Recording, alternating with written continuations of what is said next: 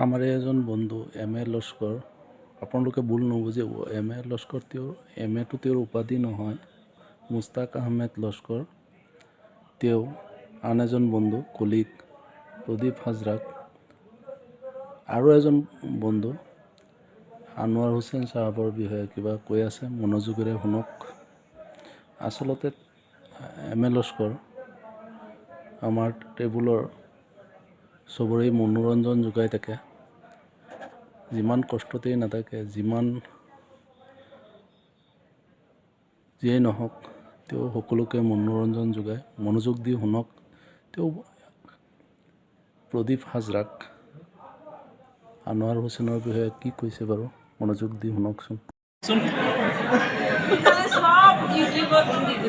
ইয়াক কৈছোঁ যে আমাৰ বহুত খানা পৰিব এটলিষ্ট